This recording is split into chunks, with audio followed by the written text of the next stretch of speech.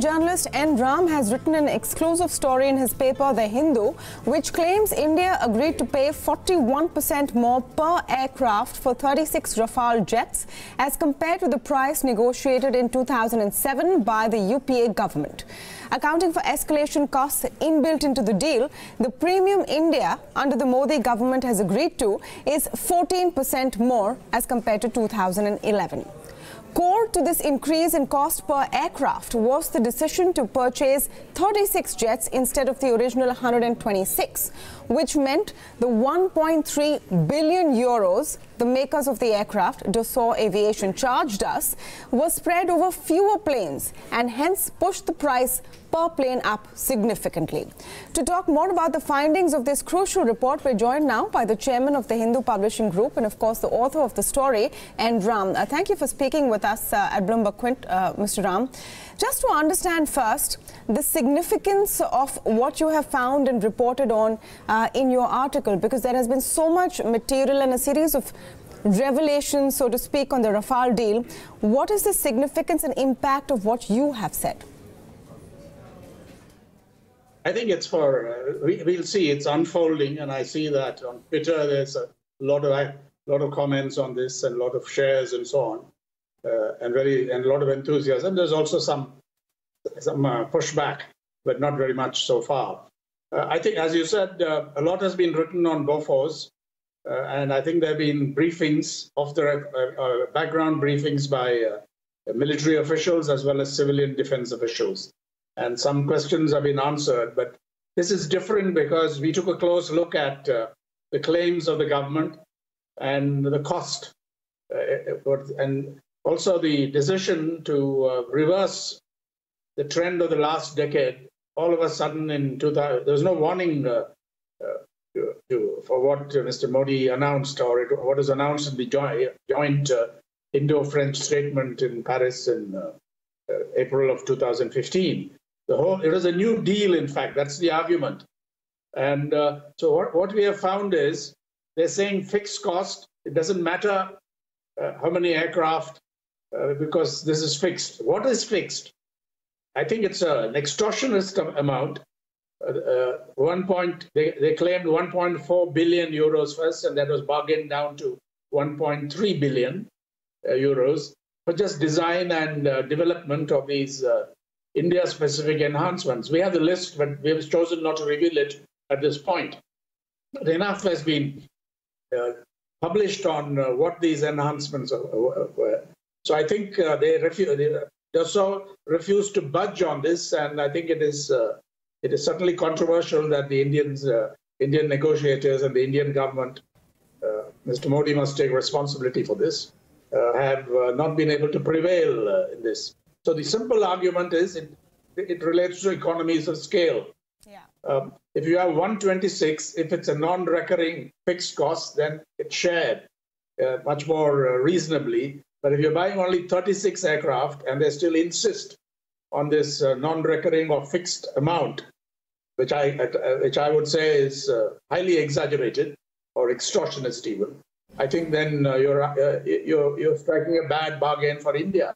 That's the argument. We've not used strong language or too much editorializing. It's fact-based, this particular story. Of course, the Hindu may write editorials and so on. That's a different matter. But I largely believe that while interpretation is all right, but if you sound too judgmental, then I think the story, you get mixed up and the story loses its force and persuasion. No, absolutely. This story does put a certain set of facts forward, but let me ask some questions which emerge on reading it. Like you said yourself, it seems to be merely a question of economies of scale. To present the counter argument, if Dassault is going to spend on design and development and create technology that India wants, is going to cost them a certain amount. And then if India decides to buy 36 instead of 126, or even 2 aircrafts instead of 200, they're still going to have to pay the cost. We have to pay the cost. So it could be argued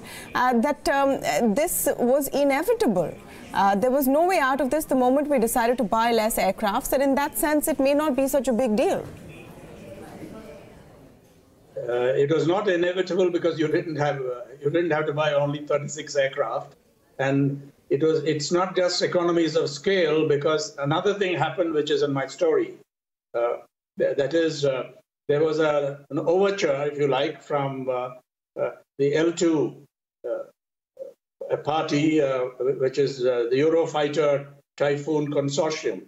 4 countries are involved, and Airbus, as has been mentioned in the story, representing them, wrote a letter to Arun Jaitley in 2014. Presumably, some message went to them saying, yeah, do this, because that's in the first line of the story which I quoted. So you could argue it certainly looks like a new deal they were crafting. That is the Indian government, the French government, and Dassault. Because the French government came in directly for the first time. It was going to be it's an intergovernmental agreement, as distinct from a direct commercial contract with the vendor. So the deal changed. So for them, and then moreover, all these issues were raised in the Indian negotiating team. Three people who specialized in finance, as against 4 others, consistently and persistently objected to it or put forward alternative. For example, the three dissenters said that let's compare the price, which is going to emerge from this overture or outline of a bid by Eurofighter, the consortium, and it looked mouth-watering on the face of it. The offer, they made a 20% discount, setting up a production line quickly, an industrial park, providing support and training. All these, of course, are on paper, but this has to be realized.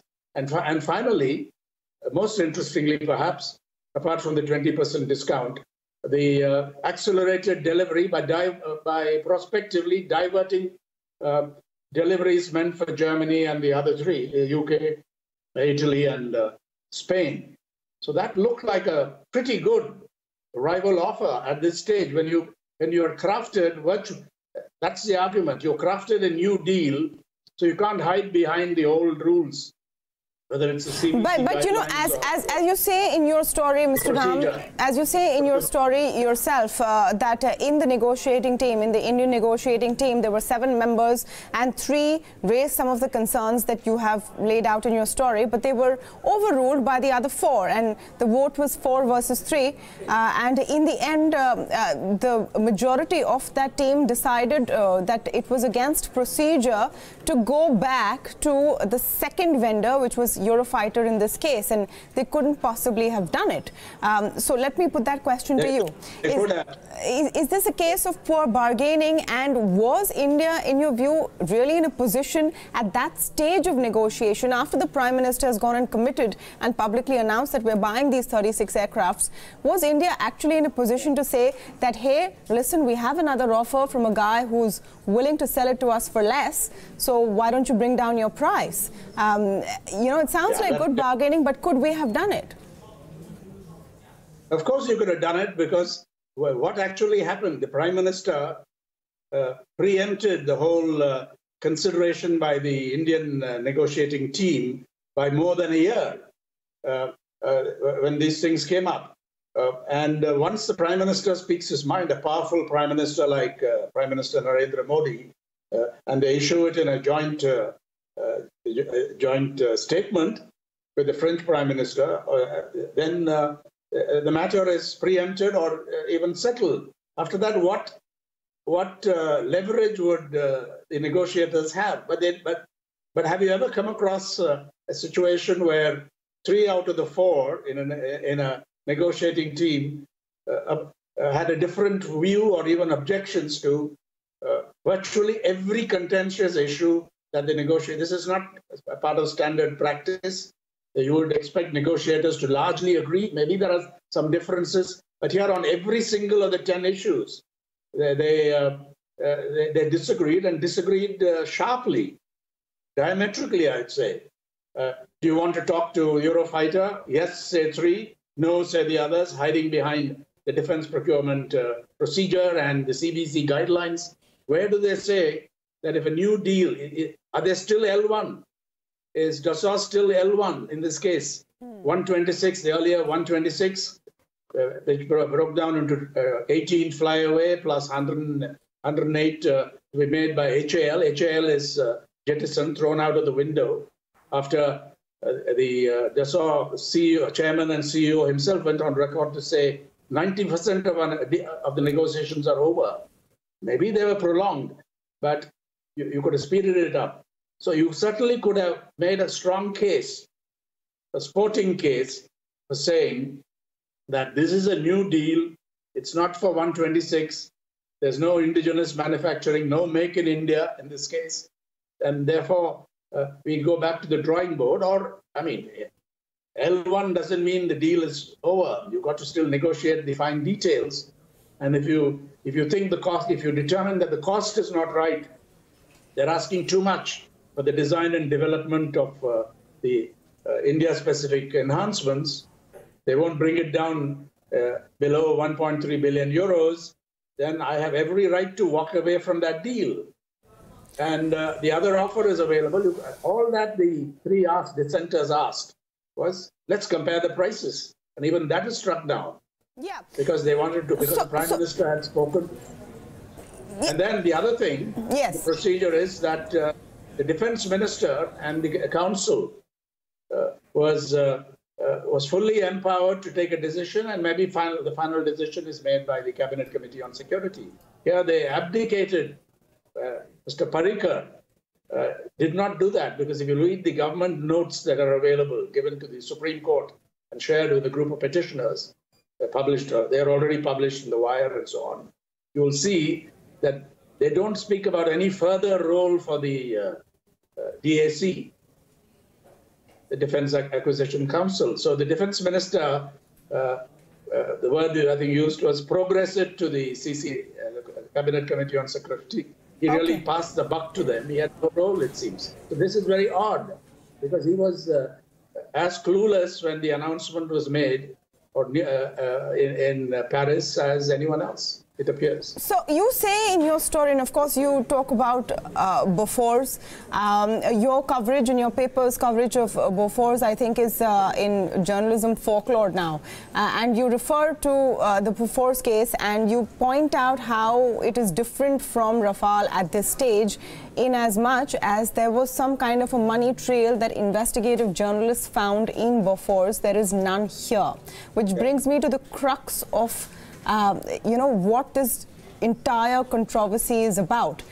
Is there any corruption then, or is the charge right now of perhaps poor negotiating skills that the government of the day may have bungled up by not getting India the best deal out there? I think journalists and others can investigate more, put in more effort to find this out. In the case of Bofors, we were lucky that documents, Chitra Subramaniam found the struck gold, as we say, in Stockholm. And but then it was a long story. It was a very complex story, which had to be pursued over more than 2 or 3 years. But we did have in hand those bank documents where proof that commissions had been paid, and these were percentage payments on every delivery made by Bofors. So that was good. And also you found a lot of other material, including on decision making. So my simple point is, comparisons have been drawn, not by me, but by various others. For example, Arun Jaitley, for example, the opposition alleging corruption. This is bigger than Bofors. Certainly the amounts involved are much bigger than Bofors. So I'm just watching it. And you have 3 petitioners, Yashwant Sinha, Arun Jaitley, and Prashant Bhushan, go to the Supreme Court and also come out with a very strong statement alleging criminal misconduct. But it's a story in progress. And as I've said, this is not the last you're going to hear about Rafale, Rafale. Yeah, Mr. Ram, the thing with this, sure, the thing with this, with the Rafale stories, of course. Yes, please go ahead. Yeah, one other thing, if you don't mind. The business of crony capitalism plenty has been written and alleged on that. I use the word shown or alleged. In some cases, they have demonstrated it. In other cases, it's simply an allegation that money must have changed hands and so on. I'm not mentioning any individual here, but that is on record. They talk about crony capitalism so far in the government's choice of offset partners. That's the allegation made, and we have not found anything specific on that, and nor have I looked for it. This is a highly focused story because the government has stubbornly refused to reveal pricing details, full pricing information, not even given to Parliament or to a privileged committee of Parliament. There's nothing secret or that needs to be secret or confidential about pricing. The whole thing should be revealed. Nothing, the agreement to the French, as the French government has made clear, doesn't prohibit the Indian party, it's an intergovernmental agreement, from disclosing the pricing details, the breakdown and so on. But why have they not explained? They've given the total figure. Even there's a controversy about the benchmark price, which is determined by financial experts largely. And everyone knows it was raised suddenly, allegedly at political behest. But I just want to come to. Yes, I just want to come to one last important point on the entire controversy as a whole. And of course, your story is one very crucial bit of where the narrative has gone forward with Rafale. Once the Supreme Court pretty much refused the petition of Prashant Bhushan, Arun Shourie and Yashwant Sinha, it seems like there is nothing much more to pursue and do at this point. Do you think the opposition in that sense seems to be shouting about an issue which doesn't have enough meat in it so far before something really solid comes up? Because there is no charge of corruption that is proven or any link to it either. The best case we have so far from the opposition's point of view is that perhaps a poorly crafted deal was struck, something which is underscored by your story. No, I think there's more than that. If a decision is arbitrary and doesn't make sense, and the criterion would be the national interest or security, what you claim to be for national security and the strength of the armed forces and so on, whatever be the identification of the public interest, if it doesn't meet that test and it doesn't make sense, then I think there's a lot to answer for. It is true. I wouldn't say that there's nothing fishy about it. I don't want to speculate on that because there are various things that have been alleged, which is why there is a large literature already. But our story, I think, even if I say so, or we say so, does take it forward because at the heart of the issue is pricing. Why? What is the pricing? The why and how of pricing for a Rafale fighter jet? Why did the government refuse to disclose it? It was not required by any agreement, and that I think leads to a certain line of investigation, which is what we did. But I think, as for the Supreme Court, clearly the Supreme Court's judgment was misinformed. Some of the facts have been corrected by Kapil Sibal and others on the record. It was given wrong information or perhaps jumped to certain conclusions. As I say, the Supreme Court of India is supreme, but it is not infallible. So I think you can go ahead. The same thing happened with the judiciary in Bofors, that nothing happened at the end. And you could even ask what came of it at last. But I think you have not heard the last of this story. That's for sure, but a powerful story nonetheless, with a very powerful byline, and sometimes that makes a big difference. Thank you so much, Mr. Ram, for speaking with us.